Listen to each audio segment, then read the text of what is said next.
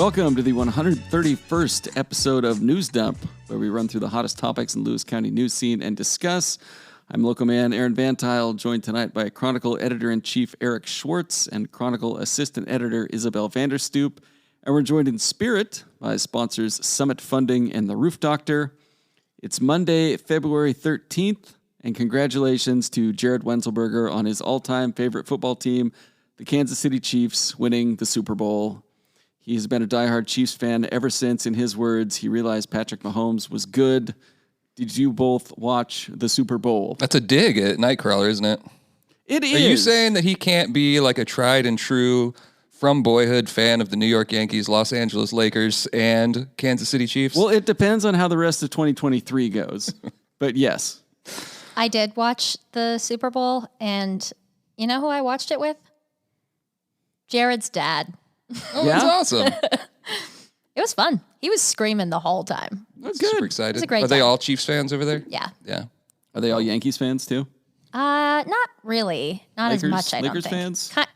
Sort of, kind of. Mm-hmm. I feel like 90s Bulls fans? The Chiefs, they're definitely... Big Duke basketball fans? That's like the biggest piece of their sports identity is being Chiefs fans, I believe. Where do they buy their Alabama football gear? I don't know any of the other sports, so. Yeah, I'm sure like Boston College hockey could be in there. Who's good in NASCAR these days? I've noticed, by the way, that you've started saying joined tonight by Eric. The last two episodes, you've said joined tonight by Eric. Is it accurate? Yeah. You've never said it before. You always said joined as always. Maybe I edited the notes and just forgot about it. Yeah, well, just so you know. Before we get to anything else, I would like to direct you both to Facebook, where a gentleman named Samuel Kaiser is in search of a tube TV because his oldest son decided to scare the living daylights out of him. So as punishment, he will not be using any more current generation electronics until he beats a selection of games from Nintendo through PS3, Xbox 360. But he is looking for donations of old video games to torture his child with, and I wholeheartedly support his mission. That's very funny, but I cannot open the group link because I'm not a member. You're not a member of Lewis County area, free wanted for sale? No, I'm I don't know not. what you're missing. I'll ask to join. But yeah, if you have some old video games, maybe some real tough ones, look that guy up and send him his way because I want to know more. You guys should write a story about that. No, I don't think that's going to happen. Fine. You're just No throwing saves. away clicks, DJ. I would pick Fester's Quest on Atari. It's an unwinnable game, as is E.T. on Atari. Is the E.T. game the one that was so bad it was like... Oh, it's god-awful. Yeah, okay. But you play it for sport just because it is so bad. You think that you can be the one that, gets some enjoyment or satisfaction out of it. It's bad. The only non-save game, it's like a little bit before my time, but the only non-save game that I ever played was Sonic, and I cried. And I was an adult, and I did that. It was so hard. Do you guys want to go to news? Or do we have any other... I don't know. We're covering so much ground this way, Aaron. We're getting a lot done here. Just me posting Facebook links and being like, why don't you do a story? News items. First up, Winlock School Board tables vote on staff cuts after emotional public comments at 5-hour meeting. The Winlock School Board had plans to cut 5 employees, including 3 counselors. However, approximately half the town showed up to talk about how important the counselors are. That included parents, teachers, students, the whole shebang. They provided a ton of impassioned public comments, and the school board went into executive session for a couple hours, then came back to say, we're going to punt until later. That about sum it up? Yeah. Yep. Matthew Zylstra, reporter, big props to him. I'm sure he didn't know that the meeting was going to start on Wednesday night and last into Thursday morning. I shared this on Slack with everybody at the Chronicle, but I was just impressed that he came in the next day. I think he was the first one in the office. And I asked him what he was working on. He just kind of calmly was just like, yeah, I'm working on that Winlock School Board story. And I was like, great. I didn't find out till I read his story that the meeting lasted that long, and I probably should have told him to come in a little bit later. Gosh. Kind of a banger. Yeah, good story. Yeah, it was good. It's one of those, like, every reporter, young reporter, eventually lands themselves in a meeting in a community that's not theirs, where everyone's all riled up about something they were just told about the day before, and it can be, like, really overwhelming. But I thought his shotgun approach of, like, writing up the whole meeting was good reporting. Yeah. Mm-hmm. I thought it was fun. I also enjoyed the guy who gave his public comment in Spanish, and then at the end said, "Do you understand?" And it was kind of a big meeting moment. I bet you there were some gasps and ohs because they were getting rid of some multilingual staff at the time. Yeah. Or proposing it anyways. What do you think the board should do? I don't know. The superintendent left and did the classic Eric Rosane Twitter former reporter. I know everyone on Twitter does it, but Rosane was the worst at it, where he announces that he's leaving and then, more on my future later. Tune back in next week when I tell you where I'm going. I can't tell you what I'm doing next. It's like, just say it. They're literally just saying they don't want to waste potentially 2 tweets with lots of likes and retweets for just one. Like it's not very smart. Yeah, so the superintendent, Gary Cameron, announced he was leaving for a new job, but couldn't say what it was. Like he's getting a job at some top secret school administration. I mean, I say superintendent by bullpen approach, and use his salary to pay the other 5 people that they apparently needed to cut. I don't think that spreads that far, but cover it with that. It probably wouldn't be too far off. I don't know. I also think the board should just make a decision. People are pissed that you're trying to shit can a bunch of counselors. Just come back and say, you know what? You guys were right. You all came out and told us what to do. We're elected, not professional officials or anything. They were so mad that a bunch of them got up to speak in public. Do you know how much people, especially children, hate speaking in public? It's true. Yeah, a lot. No, I kind of agree with you. I mean, clearly their community has spoken out and said what it values, and there are probably other things that they could cut that they would not feel as passionately about. And I know that's a no-win situation for every school district to have to pick between one program or another, one person or another, because it's all important. But when that many people show you, I mean, I'm sure that them punting at least is them listening, and we'll see what the action is from now on. Do you think they're punting because they are going to change their minds next week? Or is it like maybe if we just wait a little while, they'll forget about this? Maybe they were like, it's 1 p.m. and we feel like they have more to say. Or 1 a.m. Yeah. Yeah, could be. I also don't think that there was if it's like a budget solution and you're dealing with a school board, I'm not insulting their intelligence or anything, but these are just regular folks from the community, for them to pour over the school's budget and figure out another option than the one that school staff has been proposed to them in that time in the back. It sounds like the time that was used, they probably did try to do that a little bit, and then it was probably, let's get some sleep. Let's rest on it. Yeah. We'll have another meeting. I feel like that's fair. Next news item, Port of Centralia amends public comment policy during meetings. Basically, some people kept saying rape during the public comment portion of meetings, and the whole thing was taking too long, so the Port of Centralia put in a new rule that they can postpone public comment until after they've done all their important work. This is kind of like we have better things to do move, and I support it. I thought you were going the other way on that one. No. I'm not going to try to take a stance or anything, but the Port of Centralia and this situation, I do think fall outside the normal guidelines of how public comment sessions typically go, just because there are a lot of people who come back and say the same things at port meetings repeatedly, and which is well within their right. Like I said, I'm not taking a stance or anything, but it does put the port in a unique situation. Like if the county did this and they hear different people on different topics all the time, I would be a little bit more alarmed. You know what I mean? Yeah, it's definitely a unique situation. And just for some context on the use of the word rape, the Centralia resident Jan Banovich, who was trying to read that statement into the record multiple times, had taken issue with Executive Director Kyle Heaton's contract. I don't have the wording in front of me, but it essentially makes it extremely hard to fire him, and he could potentially commit a crime, is the point that she was trying to make. And I get why, at the same time, that Commissioner Kyle Markstrom wouldn't want that assertion being thrown out there in a way where it could be misconstrued or anything like that. It's just heavy wording for the setting.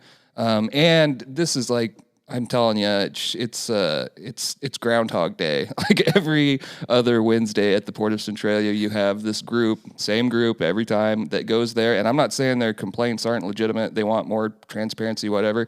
But it's like, I mean, I've had like 6 reporters roll through there and bring back the same story that isn't anything to do with the port's actual business, which is substantial when you're talking about Centralia Station. I'm not giving Owen a hard time, but even this story about this ongoing thing is longer than anything I've read about Centralia Station in the past, like 2 years. And that would affect far more people than the public comment policy that is technically legal at the Port of Centralia. And also, just to play devil's advocate to that, I think there's been more information on that side of it than there has been on the Centralia Station because of that transparency Yeah, issue. fair enough.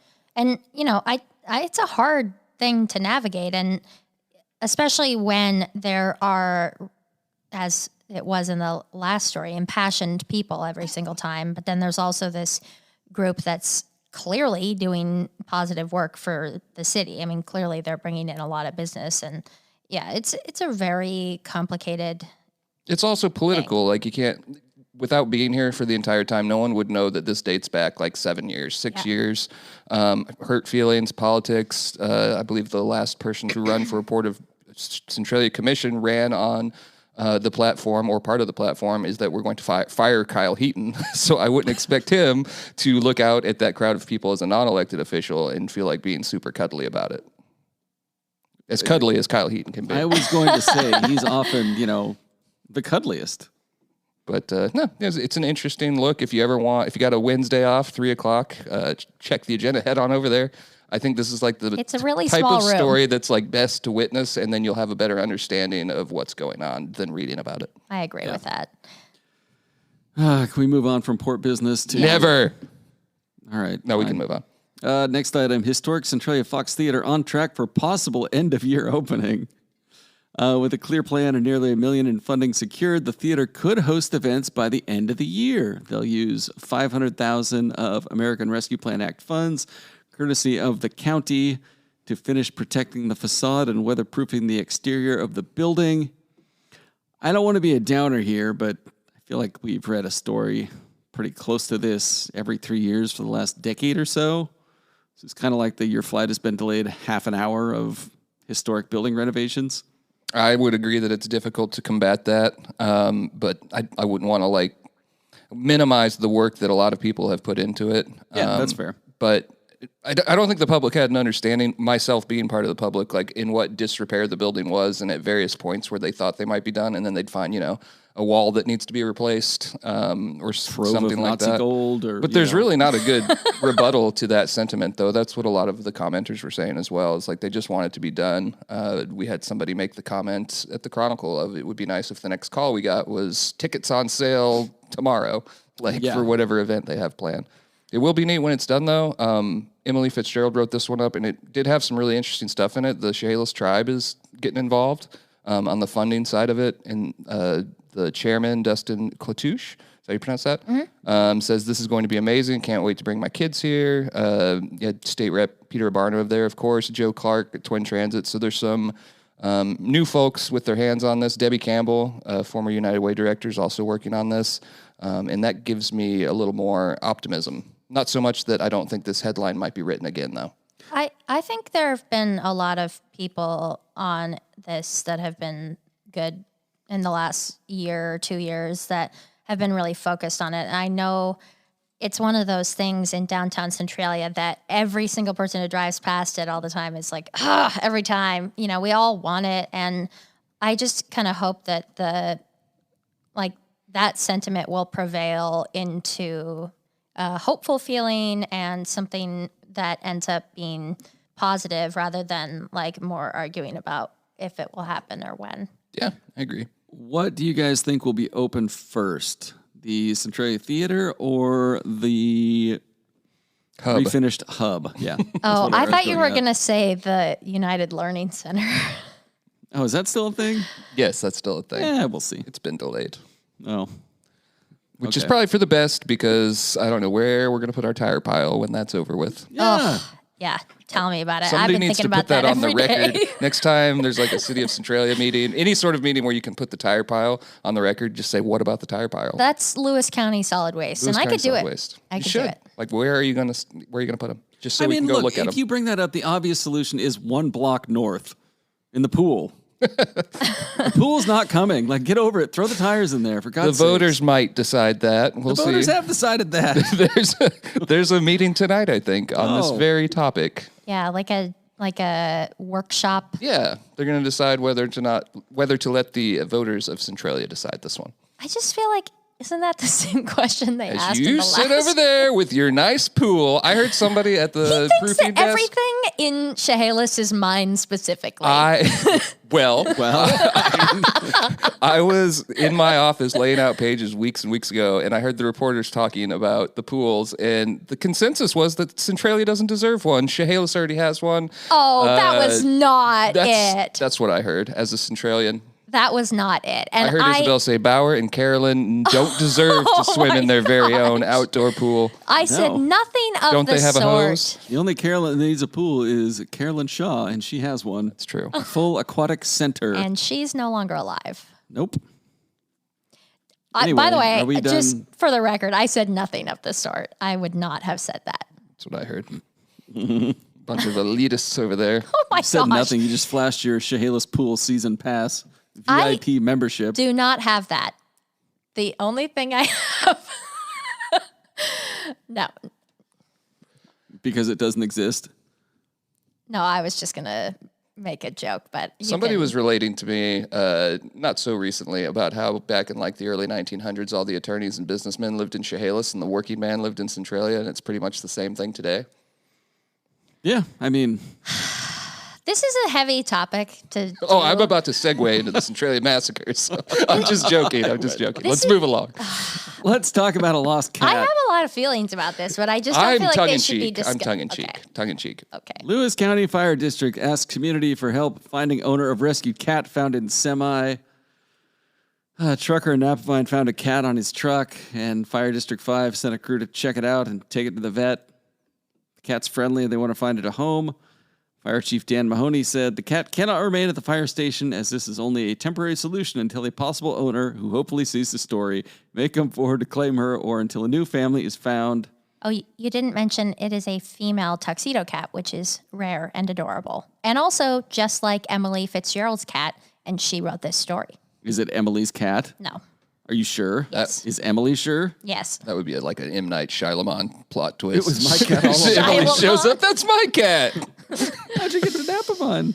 Snookums? The cat has a new owner now, at least unless another owner comes forward. A kind and caring woman named Giselle is what we got from the Napavine police. And they, She booted Tom Brady and then was like, you know what? that's what happened. Moving to Napavine, getting a cat. And yeah, there's a nice photo of her holding the cat. The cat looks like it's trying to get away. I'm sure the cat will be happy once it realizes that it has its own shelter and a roof over its head. There was controversy in the comments as a good cross section of the Napavine area thought that this must be a local cat, a Napavine cat. Yeah. Because there's cats over there getting trapped, spayed, neutered all the time, and that it probably just crawled up in there. But the veterinarian noted that there was an injury, and it seemed to be insinuated that it had to do with its hitchhiking, like something that happened when it was in the semi. So Yeah. I choose to believe. Okay. I am sure the cat will be happy when it realizes it has a roof over its head. Oh, wow. I'm not Where picking could it it up. get a roof? What about the roof doctor? The roof doctor? That They could make help. house calls, you know. They do. They do roofing, roof repair, roof cleaning, emergency roofing. And they do it in Chehalis, Olympia, Tacoma, Shelton, Hoquiam, Longview, and I imagine like all But I don't surrounding areas as know. well. Are they a family-owned roofing company? Yes, they're a family-owned roofing company, I think.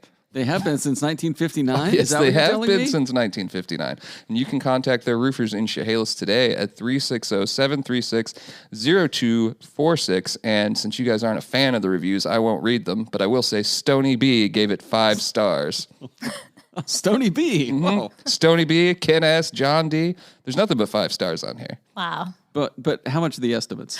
Oh, I actually forgot to say this. I was going They're to free. tell you guys. Thanks. And this is not even a joke for the podcast. I talked to my mom about it, and apparently when we had our roof redone, we had the roof doctor. My mom said they got a quote from some company in Portland, and then they got another one from the roof doctor, which was a little higher, and they told them what it was, and then the roof doctor was like, "No, we'll do it," and they gave them like the competitive price. Ooh. Isn't that great? That is great. That is awesome. So You go know, to the that's Roof just the Doctor. top-notch service you come to know and love from the Roof Doctor, our favorite sponsor in a tie with Summit funding. Yes, Ty. I told her to leave a review. I hope she should. does. Like John D did. Yeah. Big fan of the podcast. We've got one more news item. A 56-year promise broken. Tenino war widow finds the wrong man buried in her JBLM cemetery plot. Isabel, do you want to do the honors on this one? Yeah, this one is a really, really wild one. It's a News Tribune story, but it's a local woman. So I felt because of the highly unique situation, it would be good for the podcast. So Bob Dowling, Lewis County's first casualty in the Vietnam War, died at the age of 27 when his aircraft was shot into the sea. And when rescue came, he waved them off to go save. He signaled to go save his co-pilot first. And in the meantime, while they were doing that, a hammerhead shark came up from the depths and killed him. And that was 56 years ago. And when that happened, his Centralian widow, Mary Dowling, who now resides in Tenino at the age of 83, had his remains buried at JBLM. And ever since, she's gone to visit his grave frequently and reserved a plot beside him for her eventual resting place. And then last November, she went to visit her husband's grave for Veterans Day and realized that someone else had been buried in her plot. And so she contacted the Army and they were like, yeah, you're right. Whoops, we did that. But we can't do anything about it because it's like regulation. They can't just like move the body for some reason. And she maintains that the only acceptable option is for the body to be removed so she can, rest beside her husband. Mm-hmm. But they are just at an impasse. And that's like where the story is right now. It's really crazy, like all the way through crazy. Yeah, I mean, one of the options that the Army gave was that they could put her on top of her husband's casket. Yeah. Or her cremated remains. I know, it just sounds, it's a bad situation. They said that, and then the headstone, I believe, that they offered in that solution would have like her name on the back and her husband's name on the front. And I was like, yeah, if that were me, I would be kind of upset too. I would not want to be on the opposite side of my partner's headstone. It's just so wild. Yeah, Craig Saylor did a good job with that story for the News Tribune. Yeah, really seriously.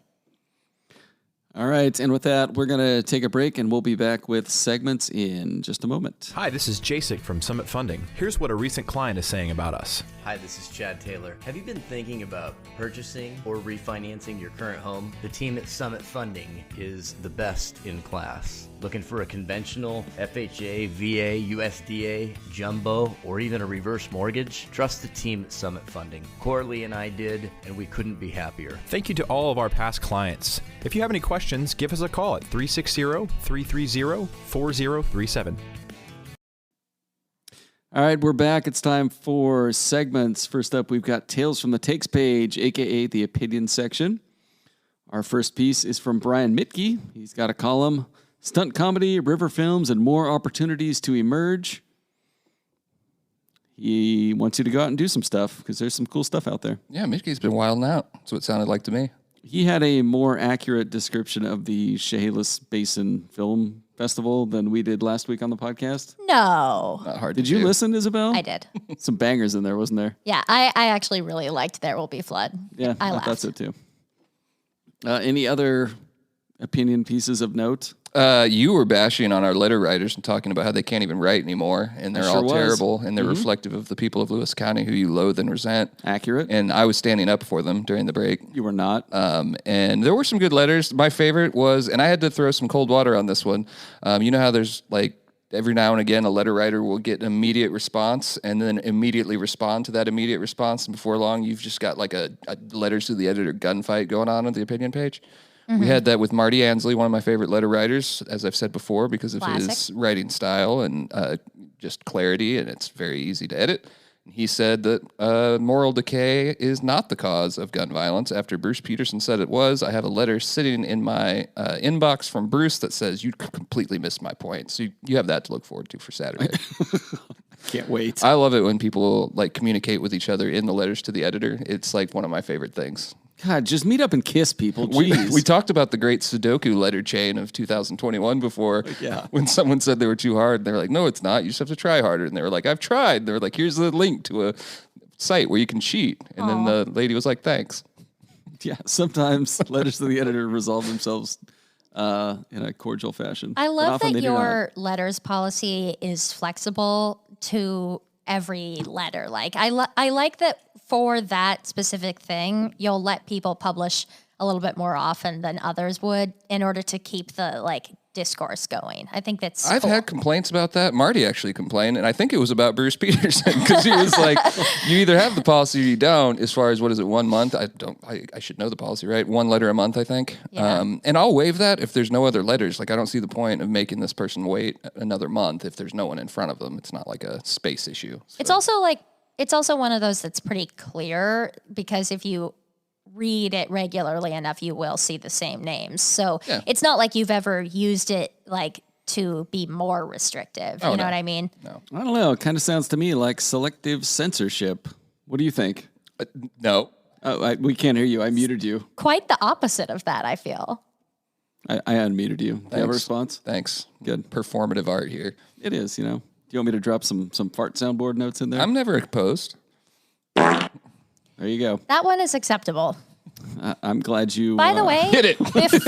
before we recorded, Aaron played a couple different farts, and I said that was the only one I was okay with. The other ones, that one I dislike. Yeah, that's offensive, man. He's laughing like a little schoolboy. He's losing it Let us over have it. our joy. anything else we need to cover from the opinion section? No, I think that does it. Julie McDonald had another good column. John Braun had his weekly column as well. And I haven't gotten into the paper yet, but we will. Isabel had a good idea to put out a call for a new columnist that she typed up. And so, hey, if you are listening to this podcast, you might be like a prime applicant to write a column for the Chronicle. Yeah. Because that means you're engaged, and you probably have to have a sense of humor, or you at least, like putting up with this. So if you're interested in writing a column, we'd want it to be about local things as much as possible, but state issues would be okay. National issues would be okay from time to time, and you think you can do it every week, email Isabel at isabel@cronline.com. What about intergalactic issues? Just a column about space every week. Oh, that's great. No. I don't have I didn't know we were going to be talking about it, so I don't have the description up in front of me, but as I think I write something about like a community critic, like somebody who is engaged and has like thoughtful ideas about something. And like, you can be partisan, that's fine. But the best person would like prioritize both accuracy and like having an interesting, nuanced take on everything more so than just like repeating partisan politics. You know what I mean? I feel like you're attacking one of our classic columnists, Isabel. I'm just saying Bill that's how Moeller I does feel. not deserve that. I just think that that would be a really refreshing thing for our opinion page. Left or right, either. I don't care. We've Yeah. had very hard right conservative columnists before. We've tried liberal columnists. We just haven't had one that has been able to stick with it. But I often get people who tell me that, and it's really hard to find. It's easy to find someone that says, I want to write a weekly column, and it's really hard to find someone that can do it every week. Yeah. Like Julie McDonald, greatest of all time at that. She just, it's like clockwork. Yeah. And It's she's a always perfect example of not following those like partisan lines always, you know? Yeah. I mean, she's clearly a Republican and will say that she is, but she doesn't just like say whatever the like thought leader from the state would say or necessarily, Right. you know. Not talking points. That's all I'm trying to say is I just feel like somebody who has a unique perspective is we would benefit the most from that. Aaron, you used to write a column. I did, Before you yeah. lost Do your it again. fastball. It's been a while. I have lost the fastball. What if you had a columnist who was like so far right, but they were sarcastic about it? Like you couldn't tell? Yeah. Didn't we have that before? Is he still on staff? John McCroskey was occasionally very sarcastic to where I couldn't tell exactly whether he was saying it realistically or... I haven't seen his column in a while. He hasn't been writing. He's taking a break. I don't know why, but he has. But his column, when we had him come back, was always just write whenever you feel like it.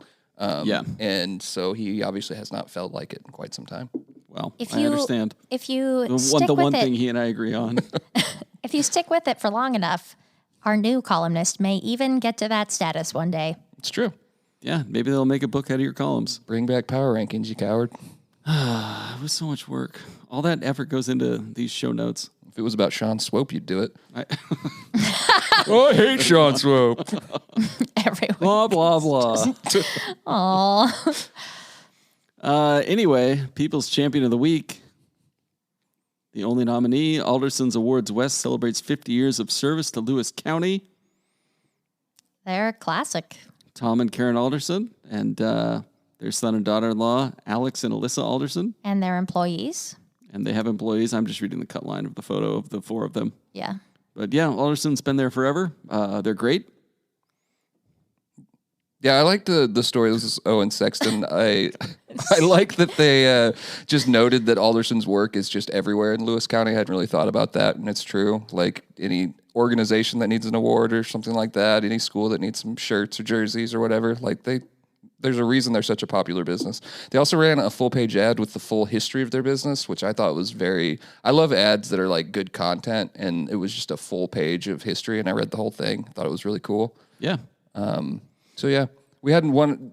They are clearly our champion of the week. I'm not going to dispute that. They have the next one by years, but the Shire Bar and Bistro in downtown Chehalis also celebrated recently. They celebrated 20 years after first opening in 2003. And they gave a portion of last week's profits to the Boys and Girls Club of Lewis County, which I thought was pretty cool. And Very cool. That was also an Owen story, and just talked about how he was in, I should say his name, the owner, Joel Wall, was in the Boys and Girls Club as a kid, and it meant a lot as he had a single mother, and it meant that, you know, she knew he was taken care of and learning and all that stuff. So I thought that was cool. Another good story. Very cool. Very cool. I love the Shire. It's a great bar. Yeah. Hear it perk up when we start talking about a Chehalis business over a Centralia business. Yeah, look at that. The class. I also love the branch. I also love the branch, and that is in Centralia. It's true. And owned by the same people. I actually like the branch a little more. I'll say that. Chehalis would love to wrestle it away from us, I bet. Look at Isabel just perking up at the mention of the highest priced bar in Chehalis and also Centralia. Okay, you know what? I can't win. Shall we move on to Siren's Banger of the Week? We have 2 entries this week. Very well. First up, Chehalis man accused of threatening roommate with knife over tossed food. Byron Taylor Jr. is accused of arming himself with a kitchen knife and threatening to kill his roommate after his roommate inadvertently threw away some of Taylor's food. Taylor had been gone a couple days, and the roommate went through the cupboards and tossed some old canned stuff out. When Taylor got back, he demanded his stuff back and threatened the roommate with a knife. The roommate reportedly retreated to his room, but Taylor allegedly, quote, kicked the door open and said, "Why shouldn't I stab you? Why shouldn't I kill you right now?" according to court documents. Oh. And I got to be honest, I'm kind of on Taylor's side here. Yeah, well, when I first saw the headline, I was like, all right, who hasn't felt really... Who among us? You know what I mean? Who hasn't felt that angry when their roommate did something stupid? But then when I got to the end part, I didn't feel as sympathetic. One of the most interesting parts to me is that this all occurred about an hour after he was sentenced in Lewis County Superior Court on another charge. So he was in court on different charge, came home, was trying to get something to eat, and that is how that unfolded. That's pretty shocking to me. He must have been pretty hungry, though. I mean, considering the circumstances. Yeah. Well, I mean, think if you're the roommate and your roommate's just off in court or whatever for some issues he's had, and you're like, I'm gonna throw his shit away, and then he comes home and you're like, oh shit. In college, not that anyone enjoys hearing these stories, but Somebody threw away your I lived in a English. big house, and one of our roommates was really good about cooking his own food. He always had some steaks in there and stuff, and so we'd be up late. He'd go to bed early. You can tell he's the responsible one. And those are always the worst kind of roommates. we started taking a knife and just cutting off like a little corner of the steak and try to make it to where you wouldn't be able to notice it. But it would escalate, and eventually it just escalated till we just left a little strip in there. Oh. And let's just say one of the roommates got the crap beat out of them by this guy. Understandably, I'm sad it wasn't you. It was me. I'm really glad you told us that part. And then one other Sirens Banger of the Week. Bail set at $100,000 for man found with fentanyl, meth, and heroin during a traffic stop near Napavine. He had a whole bunch of drugs, but he wouldn't let him search the car, so they told him he'd better start walking pretty much, and then they brought in a drug dog, and the dog just started drooling. Anyway, he got busted. Yeah. He's also being held on an unrelated warrant in North Dakota for possession of controlled substances. So driving around with that many drugs, not a good sign, especially if your headlights aren't working. From North Dakota to over here. Balloons do it faster these days. Yeah, you'd think. Maybe he came in a balloon. I don't know. Who's to say? Oops. Are you guys ready? Are you guys ready for some Facebook comments of the week? Always. Okay, our first one is a history photo of the Park Hotel, which the caption says was built on the corner of Tower and 5th in Centralia. This commenter says, where was this located? They love that. A They tried love and to ask true, that. every one of your history photos. And every live video. I also think that some people, maybe they read it and they want to be told, like, it's, it's near this current place that I know of today. Like, they're not from Centralia, maybe, and they want like a landmark. They want to say, it's like across from where's the tire pile? It's across from the Chronicle. Right. That type of thing, rather Just than like Maple that. and Pearl. Yeah. Yeah, it's on the corner of Screw Off and Get a Map. But I did stop reading the history photo comments altogether because there's a lot of confusion They're in awful. there. On a story about a sex offender conviction, this writer says, sickening, not even reading the article. Lady, you are not the only commenter to comment without reading an article. On a dubious, in my opinion, letter to the editor about Marie Gluesenkamp-Perez voting to spend $80 billion on 87,000 new IRS agents. This is a long post, but I pulled out a little bit of text of it. As a conservative, I'm 100% for it, as other conservatives should be. The number one effect this Inflation Reduction Act will have that no one disputes. Last year, it already helped reduce our U.S. deficit by over $35 billion. And the first commenter to that guy says, you're not a conservative, you're a lying lefty. And then after a few more exchanges, he says, tell you what, Sparky, get your checkbook and write a check to the government that you're so in love with. Go ahead, walk your talk. I guarantee you they will not turn your check down. Oh, you're a hypocrite that just talks shit on the internet with no balls ever to walk your talk. What the heck? Balls in this case is just paying your taxes? Yeah. Oh, come on, you coward, commit tax fraud. Sure. Anyway, interesting series of comments there. On a story about police arresting a suspect in a shooting death of a Tenino man, this commenter says, you need to delete all these spams/hackers. Someone is going to end up clicking on their stuff. Are they still there? I don't see them anymore. I feel like this person ended up clicking on their stuff. It sounds like this person is trying to make $8,423 from working from home. On a story about police dogs being trained to smell fentanyl, this commenter said, dogs have been trained to detect everything under the sun, including bed bugs. Therefore, training them to find newer drugs should not be so difficult. So unless you literally don't believe in science, this story shouldn't be that far-fetched to normal humans. To which another commenter replied in all caps, bullshit, bullshit. What? I'm sorry, what? A disagreement in the comments section. Why? I think Why? the legislation is just to set up the framework so there's actual standards, right? Like that's like when you can use and things like that. To quote a commenter, I thought it was sickening and I did not even read the article. Oh. Well. I don't understand why this is controversial. Well, if you're a fentanyl user, you'd probably be a little concerned. you haven't spent a lot of time wading through the cesspool of the comments. On a story, an update about Ocean Prime opening in the old Kit Carson restaurant.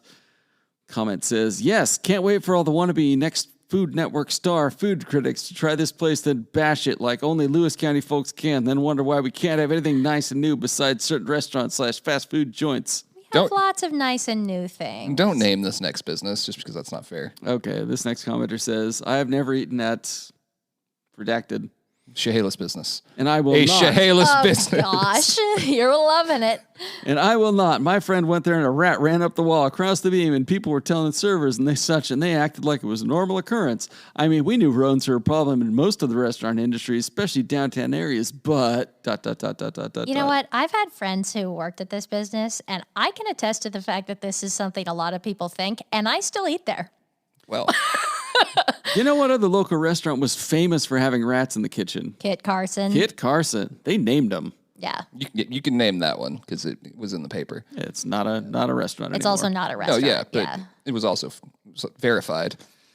And this commenter went to Gabe's comedy show on Friday night in downtown Shales, the McFilas Theater, and they said, tonight we had a good time-ish.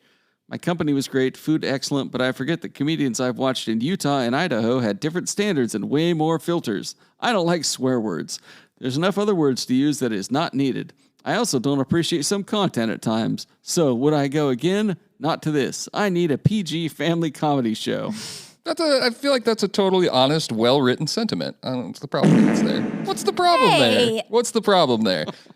This person didn't insult anyone. They were like just basically saying, not my cup of tea. Yeah.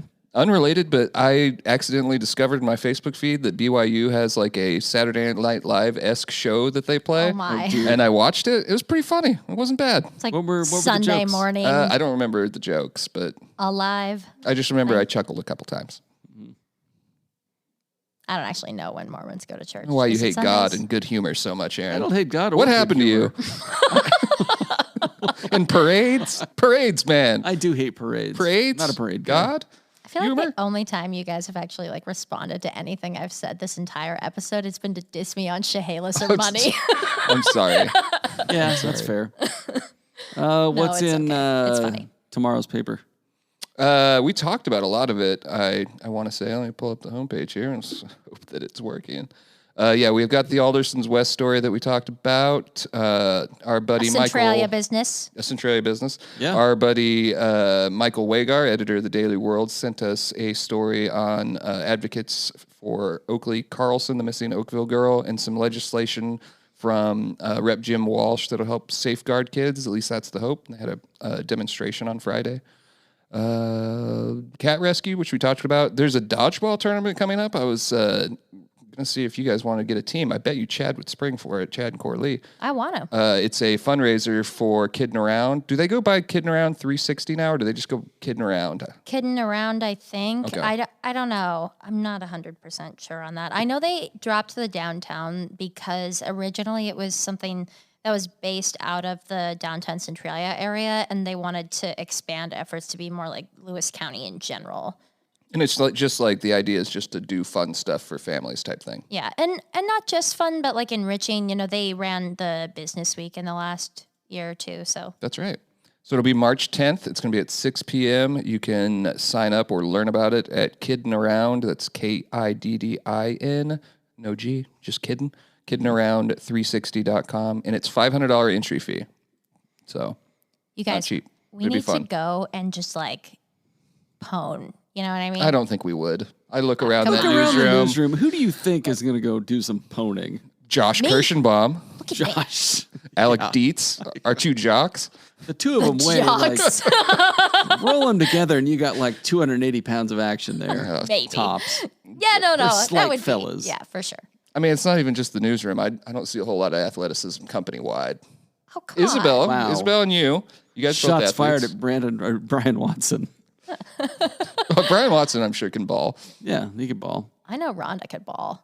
She's Rhonda could play strong. ball. You could just let Rhonda just talk some trash out there and that'll Yeah, she would do that too. reduce the opposition to tears. Anyways, those are the highlights. There's lots of good stuff. A lot of tomorrow's paper's already up at cronline.com. Go check it out. All right, in closing, we're sponsored by Summit Funding and The Roof Doctor. Leave a review and rating on Apple Podcast if you want. Makes no difference to me. Does it make a difference to you guys? No. I personally like it. All right, that's all.